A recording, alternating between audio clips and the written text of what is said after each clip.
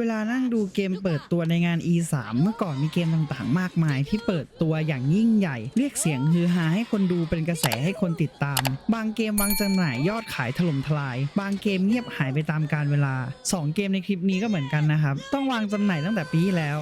กระแสคนตามไฮป์มากจริงๆก็อาจจะเป็นแค่ผมก็ได้นะแต่ก็เงียบหายไปเนียนมาเปิดตัวปี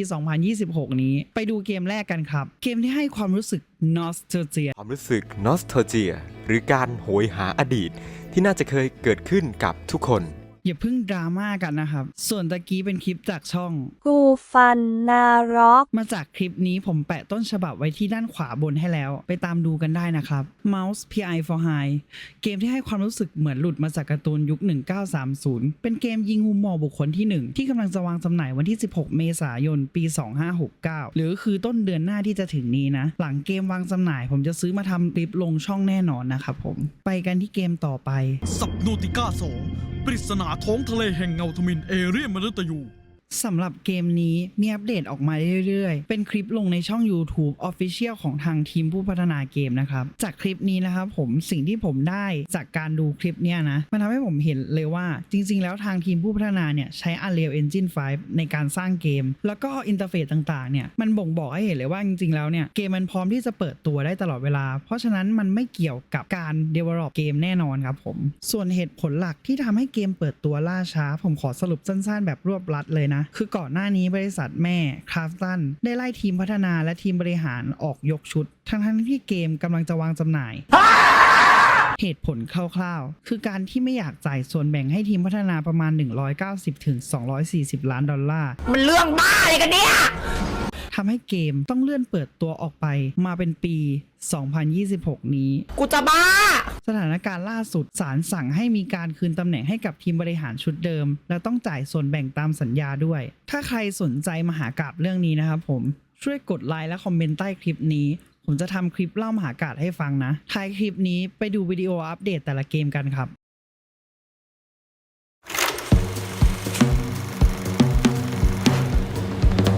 8 digits, 8 shots. Could crack a safe. Could mark a date. Only one way to know. Find the numbers before they find me.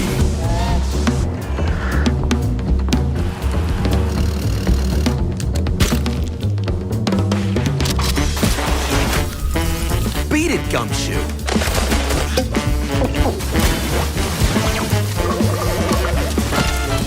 I'm out here building a future!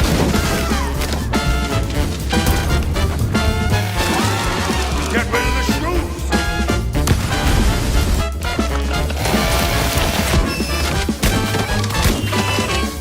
Well, well. Guess that just made my day.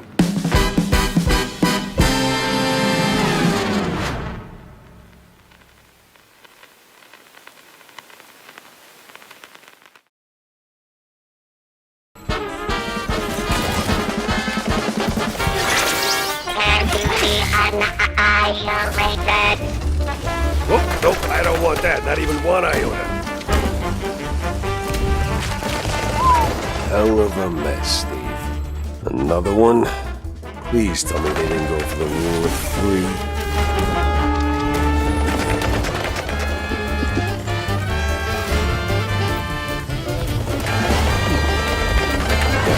Not that again.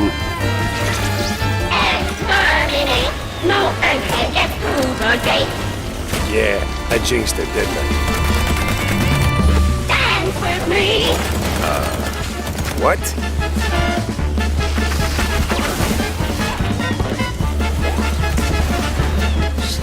Steve, even for you, this is a bit much. There's something rotten at the heart of Mouseburg. Crooks beware! Detective Pepper's in the house. There are those who would bend the city to their will. Dumb wise guys and fake cheese wheels. And those who do anything to save it.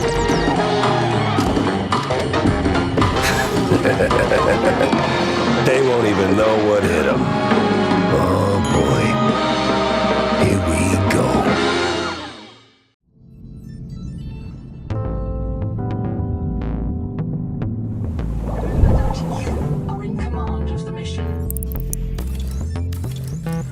seeing it come to fruition. Been working on this from a crazy idea for years and see it slowly evolve and turn into this system that players can really customize the output, and everybody's base looks wildly different. What we're doing is kind of novel. We're using some techniques that haven't been used in games in this way before. I think the system as a whole is